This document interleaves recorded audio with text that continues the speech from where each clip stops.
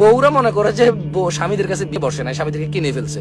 বউ বলবে যে তোমার ইনকাম তোমার ভাইকে কেন দাও, তো তোমাকে কেন দিবে?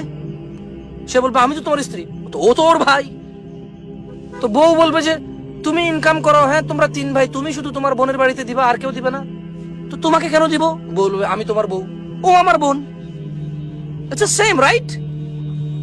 বউকে কেন দেব? কারণ আমি বিয়ে করেছি তাকে। বোনকে কেন দেব? কারণ সে আমার মায়ের পেটের বোন। বউকে কেন দেব? কারণ আমি বিয়ে করেছি তাকে, সে আমার অর্ধাঙ্গিনী। ছোট ভাই বড় ভাইকে কেন দেব? কারণ সে আমার মায়ের পেটের ভাই, সে আমার ভাই, তাই আমি তাকে দেব। It's very simple right. তো আমার ভাই তো বলে না বউকে কেন দিলি, তাহলে বউরও তো রাইট থাকে না, বলবে ভাইকে কেন দিলা, ওয়াই? এবার বলবে যে তোমার একটা ভবিষ্যৎ আছে, তোমার ছেলে মেয়ে আছে। তা আমি তো জারজ না, আমি তো আকাশ থেকে টপকে পড়ি না, আমি পারিবারিক মানুষ। যেমন আমার ছেলে সন্তান আমার আপন, আমার ভাই বোনও আমার আপন। ওকে, তোমার ভাই খুব খারাপ, তুমি এত কিছু করো, তারপরে তোমার ভাই তোমার পিছনে খারাপ বলে, তোমার ভাই তোমার কথা মতো চলে না, আমার ছেলে মেয়েও তো আমার কথা মতো চলে না।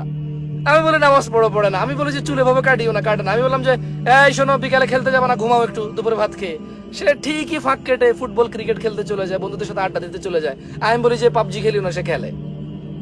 তো বুঝি আমার ছেলে মেয়ে আমার কথাবার্তা না শুনলো আমার আপন, আমার বিরুদ্ধাচরণ করলো আমার আপন। বুঝি আমার ভাই আমার কথাবার্তা না শুনলে আমার পর হয়ে যাবে, আমার আপন হবে না। হ্যাঁ, এটা ননসেন্স, মানে এটাতে কোনো বিবেক বুদ্ধির মধ্যে পড়ে না, মানে এটা তো বিবেক বহির্ভূত যুক্তি। আমার ওয়াইফকে আমি বললাম যে তুমি পর্দা করো, সে করবে না। বললাম তুমি বাবার বাড়ি এখন যেও না, যাবে না, সে চলে গেল। বললাম যে আমার মা বাবার সেবা যত্ন করো, সে বললো যে কেন আমি একা করবো নাকি, হ্যাঁ আমি কত করবো আর। তারপরেও সে বউ নাকি আমার আপন, এত কথা না শোনার পরেও। কিন্তু আমার ভাই অথবা আমার বোন, আমি যাদেরকে সাহায্য সহযোগিতা করি, তারা আমার কথা না শুনলে নাকি আমার পর। কিন্তু আমার বউ আমার কথা না শুনলো আমার আপন, আমার ছেলে মেয়ে আমার কথা না শুনলো আমার আপন, অথচ আমার ভাই বোন আমার কথা না শুনলে আমার আপন না। Joke, what kind of logic is this? যে বউ আপনাকে বলে তোমার ভাই তোমার কথা মতো চলে না, তুমি কেন ওকে সাহায্য করো, ওই বউ যদি আপনার কথা মতো না চলে, ওকে সাহায্য করবেন না। ইটস সেম লজিক, যে ও আমার কথা শোনে না, তুমি বলছো ওকে দিও না, তুমিও আমার কথা শোনো না, তোমাকে আমি দিব না। Very simple right? লুক, বিবাহ একটা সহজ জিনিস, এটাকে কঠিন করবেন না। পুরুষ একাধিক বিয়ে করবে। কোন পুরুষ যদি বেনামাজি হয়, বউয়ের উপরে জুলুম করে, মহিলারা তালাক দেওয়ার ইসলামী অধিকার রাখে না, কিন্তু বাংলাদেশ গভর্নমেন্টে ওদের একটা রাইট আছে ডিভোর্স দেওয়ার। বাট ইসলামও কিন্তু মহিলারা তালাক দিতে পারে কখনো কখনো। কখন?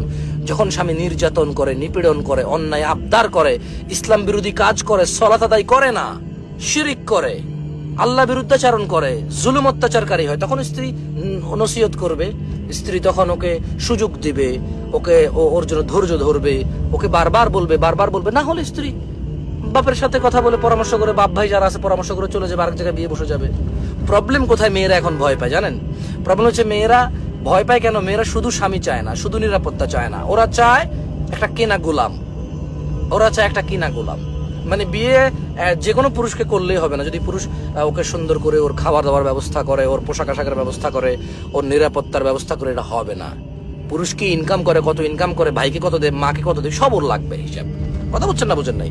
ও থাকলেই হবে না ওর ছাদ লাগবে, ও থাকলেই হবে না ওর সোফা লাগবে, ও শুইলেও হবে না ওর বক্স খাট লাগবে, ও বসলেই হবে না ওর সামনে টেলিভিশন থাকা লাগবে। Right? So these are new demand. এই ডিমান্ডগুলোর কারণে আসলে মহিলারা এখন জালেম পুরুষের কাছে পড়ে আছে, মুশরিক পুরুষের কাছে পড়ে আছে। মানে একটা পুরুষ মানে জালেম, জুলুম নির্যাতন করে বউয়ের প্রতি, ভালো আচরণ করে না, মহিলা বারবার নসিহত করে শুনে না, তারপরে পড়ে থাকতে হয়। কারণ অনেক কিছু ম্যাটার করে, হ্যাঁ অনেক কিছু ম্যাটার করে।